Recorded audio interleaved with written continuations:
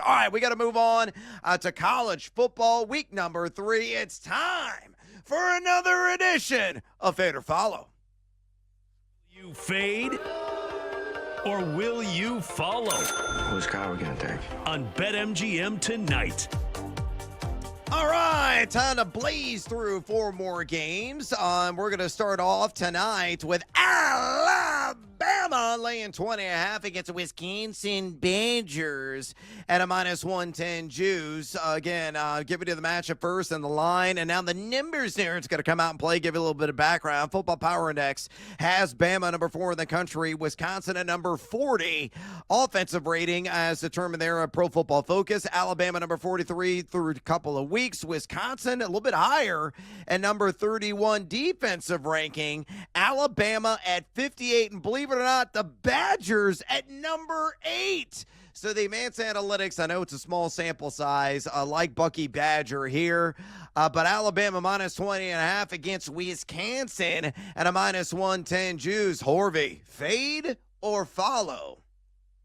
You know, I really wanted to make the case for Wisconsin. I could make the case for them on the field to keep this game close, but Bama took more money today. They went to 21, and I get why. They're 5-1 against the number in their last 6 games at home.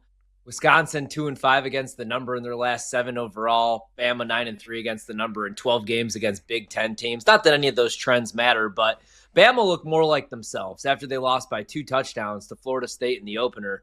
They pounded UL Monroe by 73 points. Ty Simpson looked pretty good.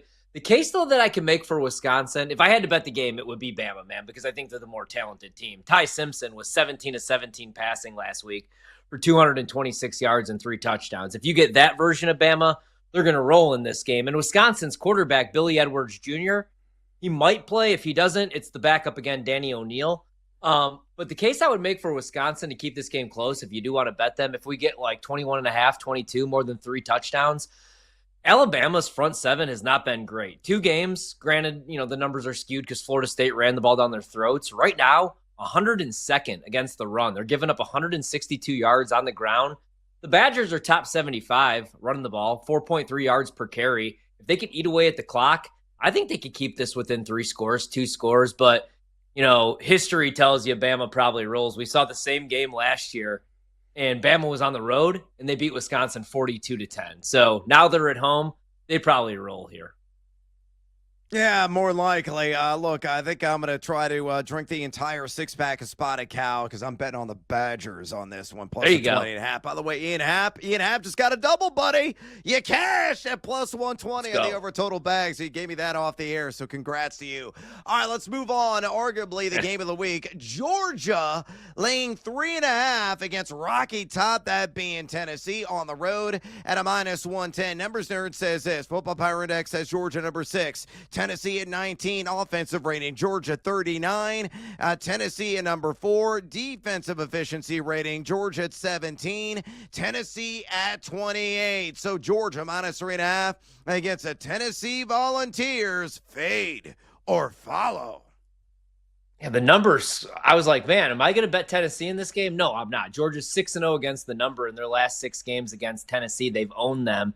Now, Joey Aguilar, who came over from UCLA when Nico went to UCLA, has looked pretty good.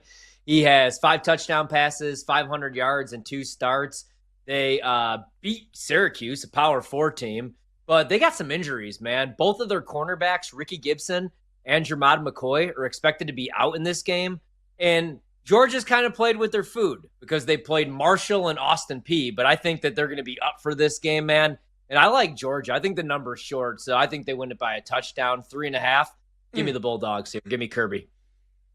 All right, you're going to say Uga lifts his leg on Rocky Top. Impressive. All right, let's move on. I already know where you're going with this one. Pittsburgh, this line has moved. Was it 6.5? Now it's 7.5 is what they're laying against West Virginia on the road at a -110. Numbers Nerd says this. Football Power Index, Pitt at number 50. West Virginia number 66 at ESPN. PFF, offensive efficiency rating for Pittsburgh at 34. West Virginia is number 90. Defensive efficiency rating number 4 for Pitt. Number 38 for West Virginia. So to put all together, Pittsburgh -7.5 and -110. Horvat, fade or follow? Yeah, this is why I had to throw it out last night, man, because we laid 4 and now we're at 7.5. I still like it. I could see Pitt winning this game by 10 points. So the reason the number moved, one, Pitt's really good. They're second in the ACC in total defense, only giving up 212 yards. And then on the offensive side of the ball, they're second in scoring, averaging 53 points per game. They've already scored 13 touchdowns. Their quarterback, Eli Holstein, is solid. Last week was 21 of 28 for 304 yards. Leads the ACC in passing touchdowns for the week. Desmond Reed is going to be a stud at the next level. 141 total all-purpose yards last week against Central Michigan. And Kenny Johnson leads the ACC in kick return yards, but he's also been really good, man. 142 all-purpose yards, 58 receiving. They're loaded on both sides of the ball. West Virginia, their star running back, Jaheim White, had a knee injury, so he's out for the foreseeable future. He's coming off a year where he was all Big 12, 1,687 yards and 11 touchdowns. Now they're missing him, so I like Pitt in this spot.